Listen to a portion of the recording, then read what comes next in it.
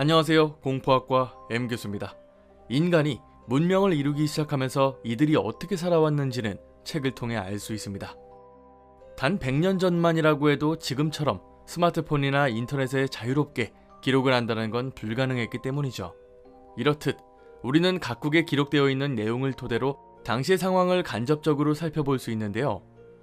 세상에는 중국, 일본, 서양, 그리고 한반도만 있다고 생각했던 시절에 기록된 책에 보면 특이한 내용을 살펴볼 수 있습니다. 우리가 흔히 알고 있는 삼국시대의 신라 동쪽에 거대한 식인민족이 살았다는 기록인데요. 오늘 전설의 교양 시간에는 이 장인족이라고 하는 기록을 살펴보겠습니다. 가시죠. 중국 북송시대에 만들어진 책 태평광기를 보면 한국의 삼국시대의 기록을 살펴볼 수 있습니다.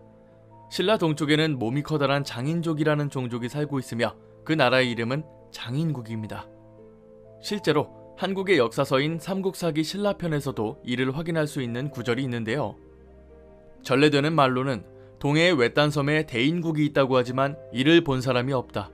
하지만 어찌 신라가 활을 쏘는 군사를 두어 수비를 하는가? 분명히 중국 기록서에는 길장자를 사용한 장인을 말했고 삼국시대에는 클 대자를 사용한 대인국이라는 표현을 썼습니다. 그리고 두 기록 모두 동해의 외딴 섬에 섬나라가 있다고 기록을 했는데요. 이를 정리해보자면 지금의 경상도 땅 옆에 섬이 있었고 그 섬에는 보통의 사람들보다 몸집이 큰 사람들이 살았다는 겁니다. 태평광기를 조금 더 살펴보면 장인족은 전체적으로 사람과 비슷하게 생겼지만 키는 2에서 6장, 즉 3m에서 18m나 되는 크기라고 합니다. 이빨과 손톱이 톱과 낫처럼 날카롭게 생겼으며 손가락은 망치나 몽둥이처럼 크고 굵다고 합니다. 몸 전체가 검은색 털로 뒤덮여 있으며 보통은 알몸으로 돌아다닌다고 하죠. 그리고 무엇보다도 동물이나 사람을 잡아먹는다고 나와 있습니다.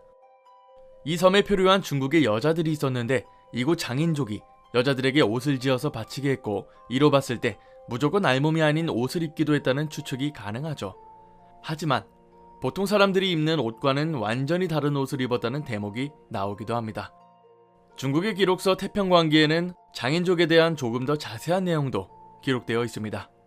장인족의 목소리는 마치 천둥처럼 울려 퍼지고 이 때문에 무슨 말인지 알아들을 수가 없다고 하죠. 하지만 어떻게 이들이 중국 여자들에게 옷을 바치라고 했는지는 의문이긴 합니다. 그건 둘째치고 장인족들의 식습관을 살펴보면 굉장히 섬뜩합니다. 이들은 섬으로 떠내려온 사람들을 붙잡아 끓는 물에 넣어 삶아먹고 술을 마셨다는 대목이 있죠. 쉽게 말하면 사람을 안주로 삼아서 술을 마셨다고 생각하시면 됩니다. 태평광기에는 장인족과 관련한 또 다른 사례도 적혀 있습니다. 당나라 사신 서문사공이 장인족의 섬에 표류했다가 그들에게서 탈출을 감행하게 됩니다. 도망치는 과정에서 배를 타고 있었는데 장인족이 손으로 배를 잡자 서문사공이 칼로 장인족의 손가락 3개를 자릅니다. 너무 고통스러워하던 장인족은 잘린 손을 붙잡고 도망을 쳤다고 하죠. 보통 우리가 생각하기에 신라의 동쪽이라고 하면 울릉도나 독도를 생각할 수 있는데요. 장인국에는 수천 리에 걸쳐 산맥이 있으며 산 골짜기에 철문을 세워두고 수천 명의 병사들이 지키고 있어서 통과할 수 없었다는 대목도 있습니다. 하지만 과연 당시에 그런 지형이 있을 수 있는가에는 의문이 드는데요. 또 수천 명의 커다란 병사들이 지키고 있다는 게 현실적으로 말이 되는가에 대해서도 의구심이 듭니다. 하지만 만에 하나라도 그런 지형이 실제로 있었다고 하면 정말로 장인국이 있었을 수도 있겠죠. 거인이라고 하면 보통 설인을 떠올리기 마련인데요.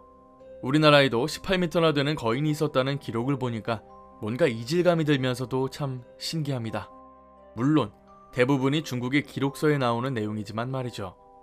요즘 하는 걸 보니까 믿을 수 없다는 생각이 아니다. 큰일 난다. 자, 오늘 강의는 여기까지입니다. 재밌게 봐주셨다면 공포학과에 입학 부탁드립니다. 공포학과 M교수였습니다.